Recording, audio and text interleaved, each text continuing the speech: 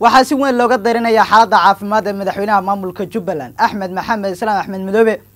maxaa ka runa wararka saacad la soo dhaafay lagu baahinayay baraha bulshada ee la xiriira inuu xaalad caafimaad oo adag wajahayo madaxweynaha maamulka Jubbaland Axmed Maxamed Islaam Axmed Madoobe dowladda federaalka Soomaaliya ay diiday doorashadiisa waxaan kula wadaagi doonaa xogta ku gadaaman in la xayiro diyaarado socdaal oo ku gaari lahaa qaybo ka mid ah wadanka Kenya isla markaana xaalad caafimaad uu aadi lahaa halkaas ساعات داود waxaan ka codsanaa nagu soo birto aad kamid noqoto saaxiibada nagu xiran muuqaalka la gareeso shir gareeso la sii wadaagta asxaabtada taana qaybta faalada nagu rabto waan kaga mahadnaqayaa daawashada socodka wararkeena waa hagaag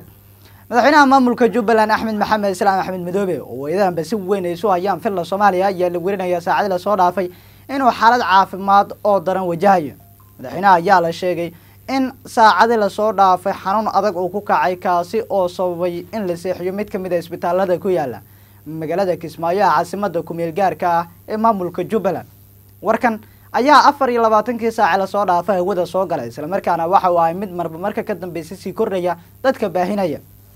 waxa dadka baahinaya u badnaayeen dadka baraha bulshada wax ku qora gaar ahaan wariyaasha kuwaasi oo qoraya in madaxweynaha Jubbaland Axmed Madoobe xaaladiisa caafimaad ay tahay mid adag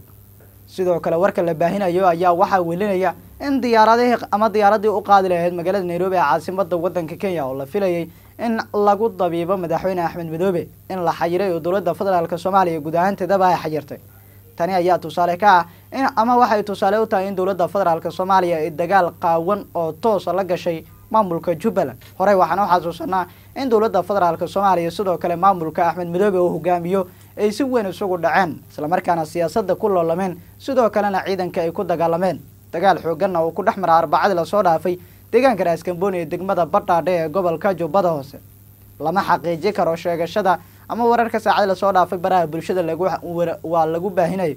lagu baahinay markii laga reebo wararka kala duwan ee wariyaashu ay ku baahinayaan warbaahinta bulshada ilaa iyo hadda maamulka Jubbaland iyo dowladda federaalka Soomaaliya midna kama aysan hadal warka la xiriira